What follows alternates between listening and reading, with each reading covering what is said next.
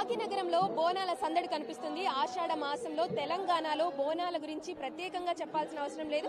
కానీ ఇక్కడ బోనాల సందడి కనిపిస్తుంది. మనం ప్రస్తుతం సికింద్రాబాద్ ఉజ్జయిని మహంకాళి టెంపుల్ దగ్గర ఉన్నాము.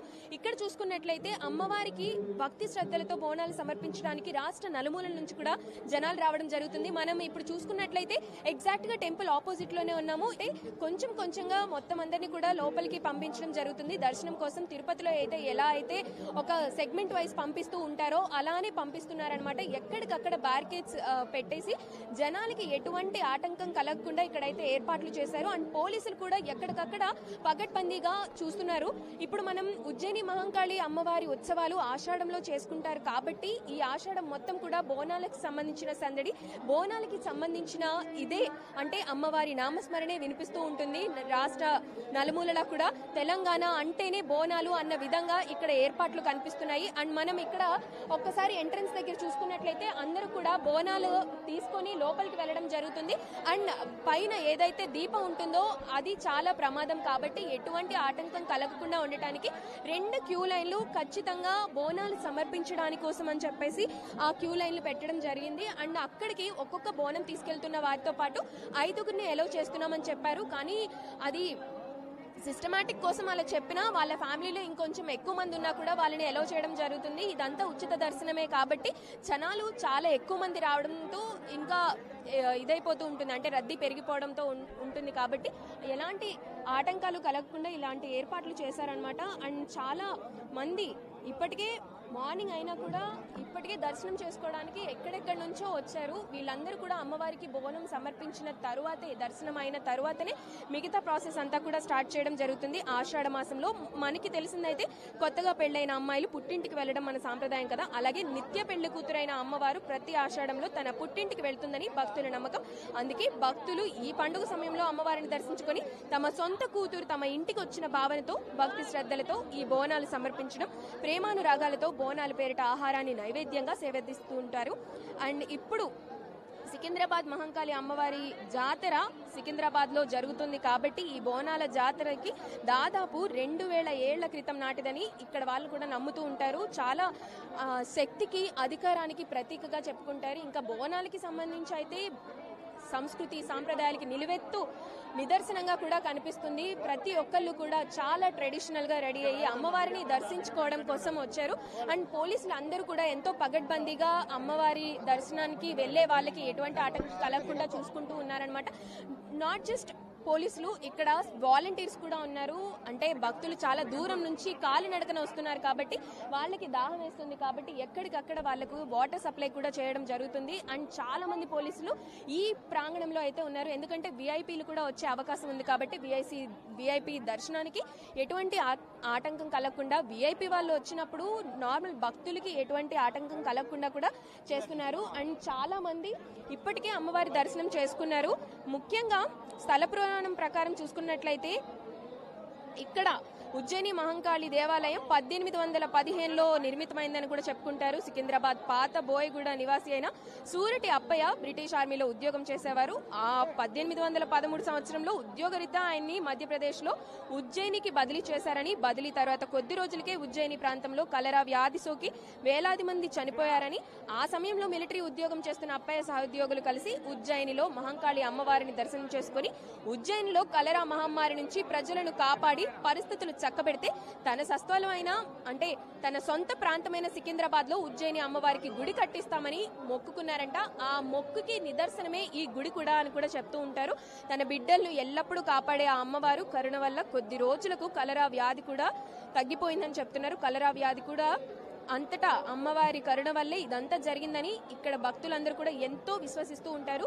సూరటి అప్పయ్య ఆయన మిత్రులు 1815లో ఉజ్జయిని నుండి సికింద్రాబాద్ కు వచ్చి ఉజ్జయినిలో జరిగిన ఈ కలరా వ్యాధిని వ్యాపించకుండా చేశారనమాట. ఇక్కడ చాలా మంది భక్తులు వచ్చారు. కొంతమంది భక్తులతో అయితే ఒక మాట్లాడే ప్రయత్నం చేద్దాము. అసలు వాళ్ళు ఎక్కడి నుంచి వచ్చారు, ఇప్పుడు బోనాలు తీసుకొని వస్తున్నారు కాబట్టి వాళ్ళకి ఏర్పాట్లపై ఎలాంటి అవగాహన ఉంది అని చెప్పేసి. హలో అండి, ఎక్కడి నుంచి వచ్చారు మీరు? బోయిన్పల్లి నుంచి బోనం తీసుకొని వచ్చారు. ప్రతి సంవత్సరం చేసుకుంటారా ఇలానే? 30 years అయింది మేము మ్యారేజ్ అయ్యప్పటి నుండి చేస్తున్నాం. మీ బోనం గురించి చెప్పండి. అమ్మవారికి సమర్పిస్తాం కదా. ఇయర్ కంపల్సరీగా చేస్తాం. పని జరుగుతుంది అమ్మవారి దయ వల్ల. అనుకున్న పని జరుగుతుంది దయగల అమ్మవారు ఎవ్రీ ఇయర్ కంపల్సరీ. ఇక్కడ కలాసి కూడా 60 years అవుతుంది. అమ్మవారు శక్తిపీఠ ప్రతిరూపం. అమ్మవారు 20 ఏళ్ళ నుంచి బోనం తీస్తున్నా నేను. చాలా మంచిగా అవుతుంది అమ్మవారి దగ్గర రావడం వల్ల. నేను కూడా 18 శక్తిపీఠాలు చూసి వచ్చినాను. సంతోషంగా ఉంది. సో భక్తి శ్రద్ధలతోనే అమ్మవారిని దర్శించుకోవడానికి వెళ్తున్నారు. అయితే ఎన్నో ఏళ్లుగా ఆచారంగా పాటిస్తున్నాము, ఎన్నో సంవత్సరాలుగా బోనాలు సమర్పిస్తున్నామని కూడా చెప్తున్నారు. మీరెక్కడి నుంచి వచ్చారండి? మేము ఇక్కడే ఉంటాము. ఇప్పుడు అమ్మవారికి ఏ బోనం సమర్పించడానికి వచ్చారు?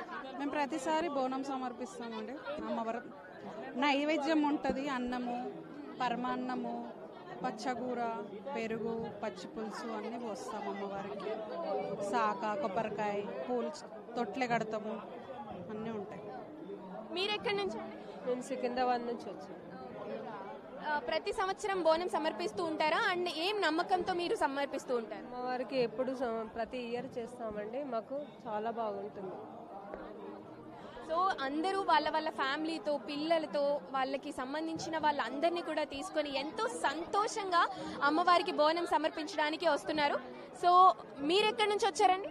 మేము సికింద్రాబాద్ ఆర్పీ రోడ్ నుండి అండి. పుట్టింది పెరిగింది ఇక్కడనే. బోనాల గురించి ఏళ్ళ తడబడి మేము ఉజ్జయిని మాతను కొలుస్తామండి. గత 30 ఏళ్ళ పైన నుండే మేము బోనాలు చేస్తాము. We are blessed to have Ujjaini in our place. చరిత్ర తెలుసా మీకు ఉజ్జయిని మహంకాళి అమ్మవారి? చరిత్ర తెలియదు కానీ నమ్మకంతో కొలుస్తాము. నేను 42 years అమ్మ. 42 years నుంచి మేము ఇక్కడనే ఉన్నాము. ఇక్కడనే మ్యారేజ్ అయినా అన్నీ అయినా ఫస్ట్ మేము ఇక్కడ మొక్కంది ఏ కార్యం జరగదు. ఇక్కడ అమ్మవారిని కొలవంది ఏ కార్యం చేయం మేము. సో అమ్మవారికి బోనం సమర్పిస్తేనే మేము ఎంతో చక్కగా ఉంటామని కూడా చెప్తున్నారు. అయితే క్యూ లైన్లో భక్తులన్నిందరితో కూడా నిండిపోయింది. మీరు చెప్పండి, మీరు ఎక్కడి నుంచి వచ్చారు? ఏ బోనం అమ్మవారికి సమర్పిస్తున్నారు?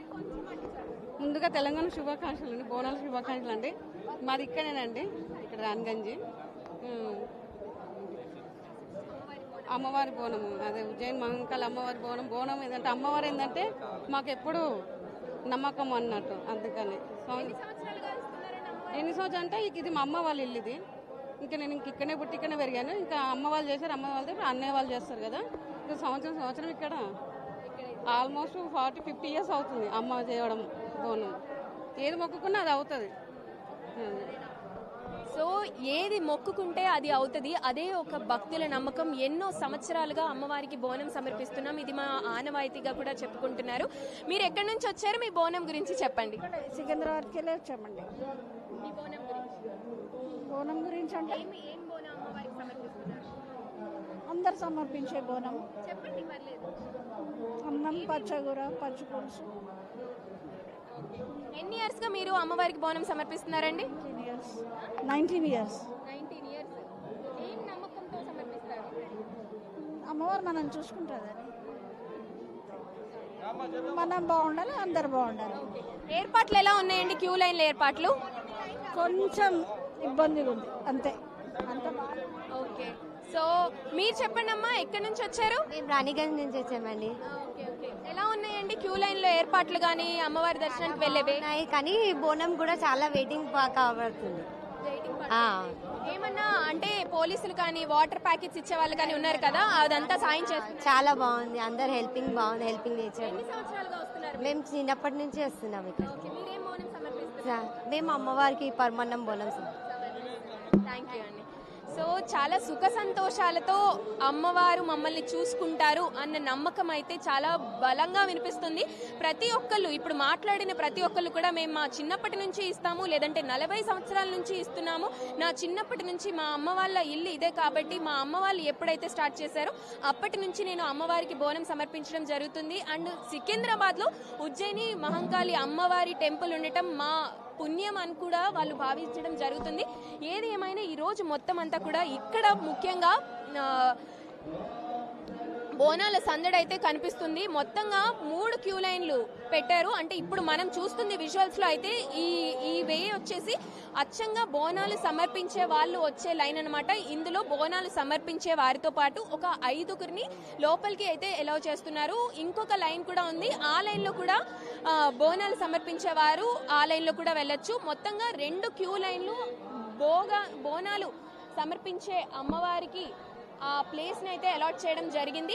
ఆ తర్వాత మిగతా అంతా కూడా కామన్ పీపుల్ ఎవరైతే అమ్మవారి దర్శనానికి మాత్రమే వచ్చారో వారికి ఆ క్యూ లైన్ లో ఏర్పాట్లు అంటూ చేయడం జరిగింది. ఇప్పుడు మనం ఉన్నదైతే ఇప్పుడు విఐపి లైన్ కాబట్టి ఇక్కడ కూడా చాలా మంది వస్తుంటారు కాబట్టి చాలా ఎవరికి ఇబ్బంది కలగకుండా ఉంచారు. ఒక్కొక్కరిది ఒక్కొక్క నమ్మకం అనమాట. ఈ ఒక్కొక్క నమ్మకాన్ని అమ్మవారు నివృత్తి చేస్తారు అన్న ఈ నమ్మకంతోనే ఈ దర్శనానికి వచ్చామని చెప్తున్నారు. ఈ రోజంతా కూడా బోనాల సందడి కనిపిస్తుంది.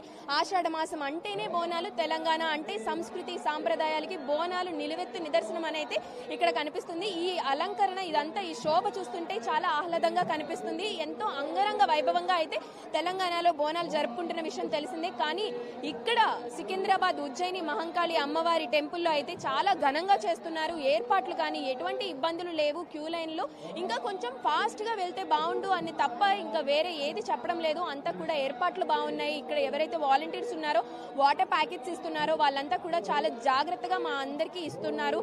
ఎటువంటి ఇప్పటి వరకు ఏం ఆటంకం కలగలేదని కొంతమంది లైన్ లో వెళ్తున్న వారు కూడా మనకు చెప్పడం జరిగింది. Over to studio.